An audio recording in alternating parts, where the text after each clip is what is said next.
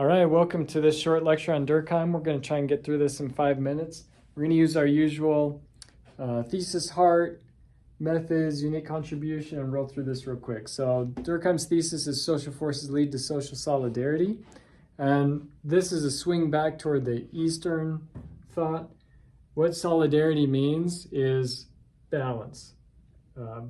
Society is a great whole, and it is what it is, and it's functional. And so this is where functionalism is our next paradigm. Marx was conflict paradigm. Durkheim founds functionalism. And this is basically the idea that all the forces in society act for its balance.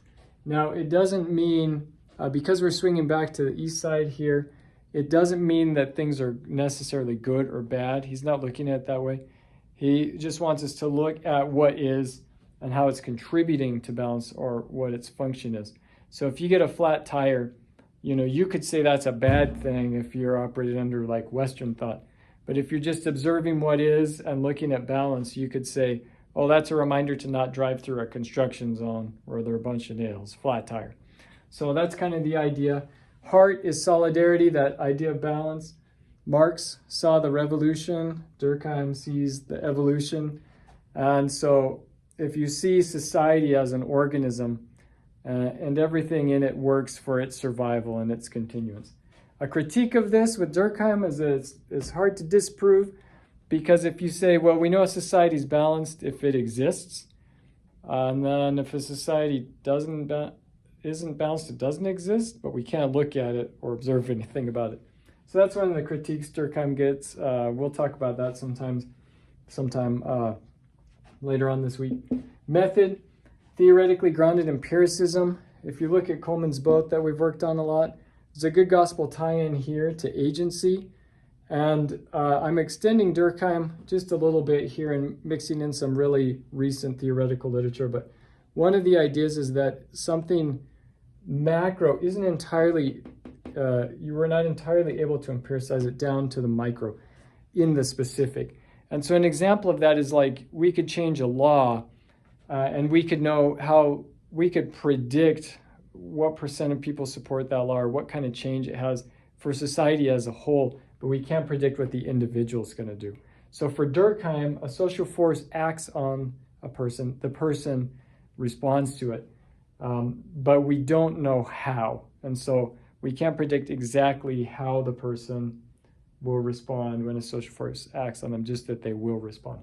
So again, good gospel tying of agency. We know that social forces will cause some kind of effect in people, but we don't know what it is. They're going to choose what they do. So that makes it hard to empiricize things.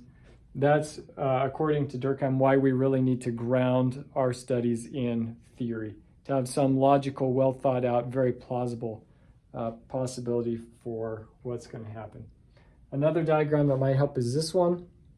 As you get more concrete with what you study, you narrow the field of experience. And so you have, rational actors, material determinism, and stuff like this.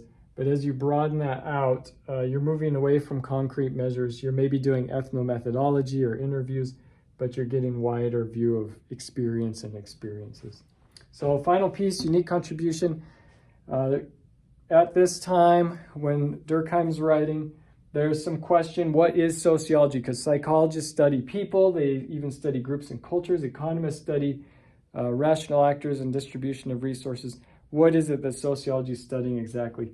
And Durkheim in Rules of Sociological Method tells us that we're studying social forces. So we do study people, but we're interested in that. I kind of think of this dust in the wind idea.